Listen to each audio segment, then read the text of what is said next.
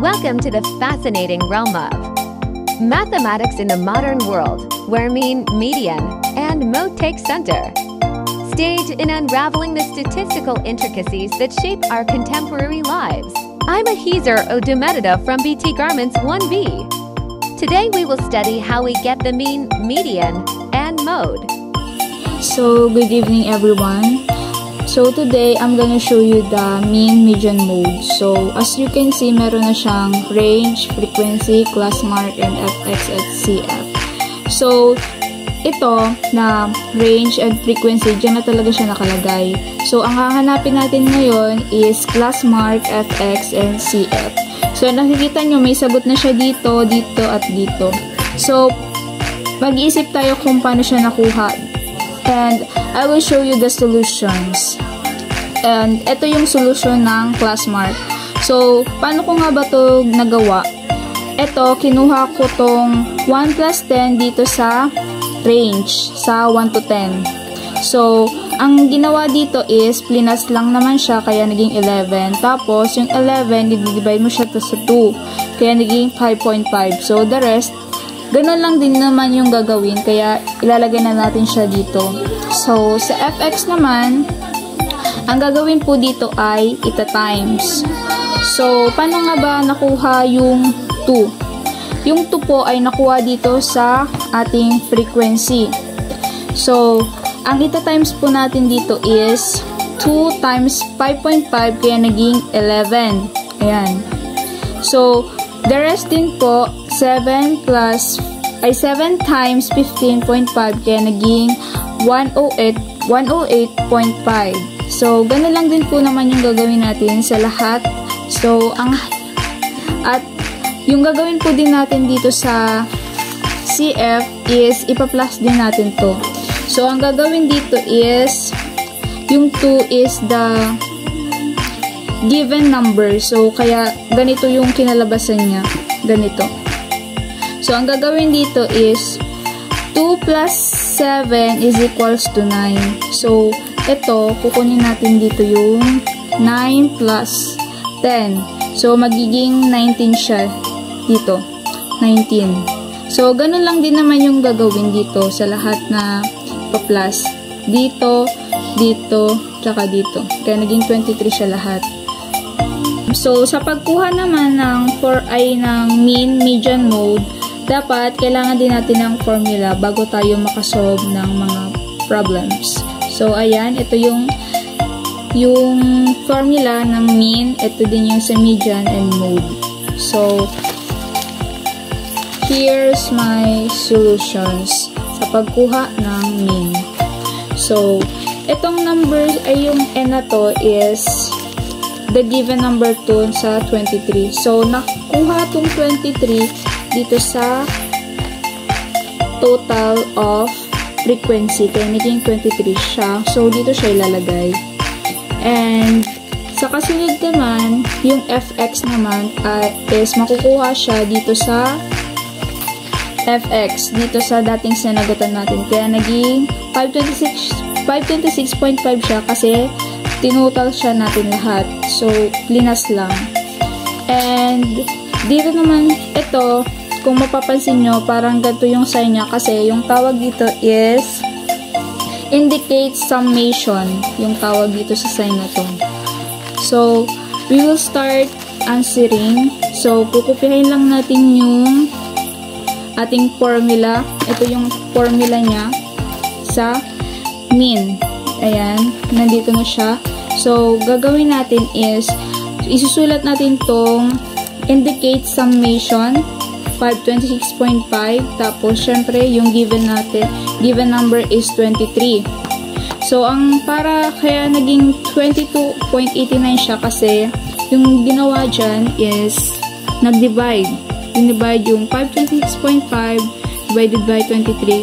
Kaya naging 22.89. So, kukunin ulit din natin yung median. Kasi, diba, mean, median, mode. So, ang kukunin natin ngayon is median. Yung gagawin natin dito is, kakati mo lang ulit yung formula. Itong n na to is, yung meaning nito is natural numbers. At itong 2 is given na to dito sa frequency. Ayan. Dito siya. So, ang magiging labas nito, yung 23, nakuha siya na 23 dito sa total number of frequency. Ayan, n. Natural numbers equals 23. So, copy dito. So, given na din yung 2, copy, is divided by, para makuha mo yung 11.5, divide lang, 23 divided by 2 is equals to 11.5. So, ito yung term. So, sa pagkuha naman ng LBME, so, kailangan mo din isulat yung LBME. So, itong 10 plus 11, paano nga ba ito nakuha na 10 plus 11? So, dito yan makikita sa range. 10 plus 11. So, given na din yung 2, copy mo lang, 10 plus 11 over 2 is equals to 21. Ipa-plus mo lang to kaya naging 21. So, copy the given number 2. Tapos, paano nga ba nakuha yung 10.5? So, i-divide mo lang yung 21 over 2 kaya naging 10.5. So, ito naman yung pangalawa na gagawin. So, copy the sign of median, LBME. So, ito din yung formula. Tapos, copy the sign median. So, paano nga ba nakuha tong 10.5? So, nakuha siya dito sa 10.5. So, yung gagawin is, open parenthesis, itong 23 is nakuha ulit dito sa taas ng 23 over 2. Minus 2. And itong 7 nakuha din to sa frequency. Dito sa ito. Kaya siya naging 7. So, ang gagawin dito is i-divide mo tong dalawa. So, 23 divided by 2 is equals to 11.5. So, ang gagawin din dito is copy the sign median. So, kaya naging 9.5 siya kasi dinivide tong dalawa. 11.5 divided by 7 kaya naging 9.5. So, copy the 10.5 sa baba para makasagot ka ulit. And the sign median. So, ang gagawin dito is, syempre, kakopy mo rin yung 10 kasi importante din yan. Ang gagawin mo dito, kaya naging 1.357 siya kasi yung ginawa dito is dinivide din siya. Dinivide 9.5 divided by 7 kaya naging 1.357. Nakikita nyo yung answer dito is, dito yung ginawa niya. 1, plinas tong dalawa, kaya naging, ito, ay tinimes siya pala, tinimes. Sorry. 10.5, and ipa-plus mo muna to. Pagka-plus mo, ayan yung lumabas, 13.57. So, plus mo na tong dalawa, kaya naging 24.7. Nakalimutan ko pala sa inyo sabihin yung meaning ng mean, median, mode. Yung ibig sabihin pala ng mean is the sum of observation divided by the number of observation. Yung median naman is middlemost number. At yung mode naman is the most frequent data. So, ayun lang. So, we will process the mode sa pag-solve na nito. So, kailangan mo lang ulit i-copy yung ating formula. So, kung ano yung formula natin, ganun din yung gagawin natin. Pero, papalitan na siya natin ng numbers. Copy the LBMO is equals paano nga ba nakuha tong 20 plus 21? So, nakuha siya dito sa ating range ulit. 20 plus 21. At given number na din yung 2. So, yung gagawin din ulit, same process, 20 plus 21 is equals to 41.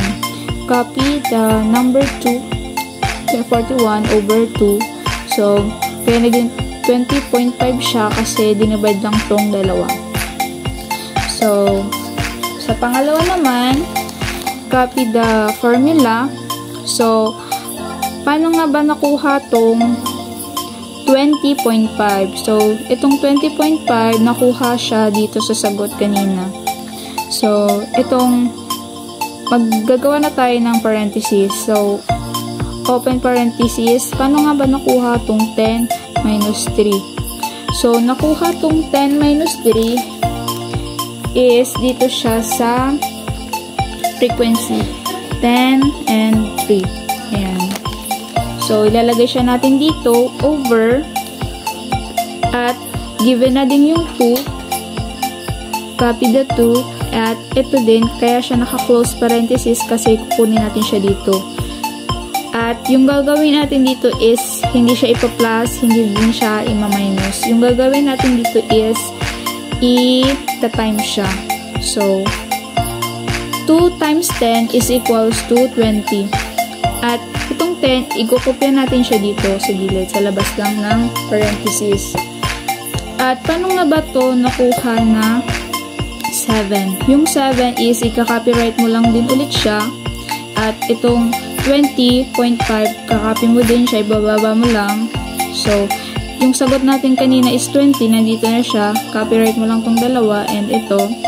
At yung magiging sagot din dito is 20.5, baba mo lang ulit.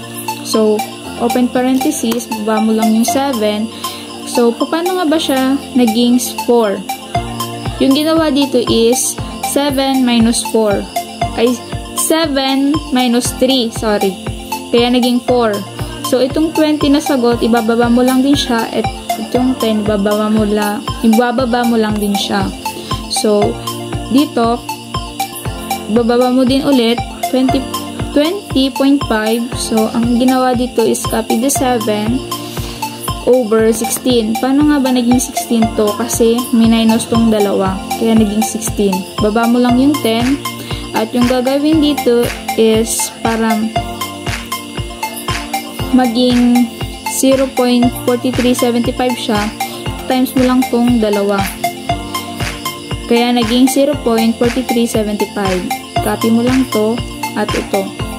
At yung ginawa naman dito sa last part, kaya ito, kukunin natin to. Kukunin natin tong 20.5. Copy plus. So, nawala na yung 0. Tatanggalin na natin yung 0. Kaya, magiging 4.375.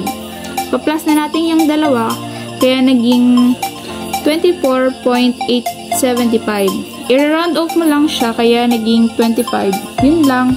Thanks for watching.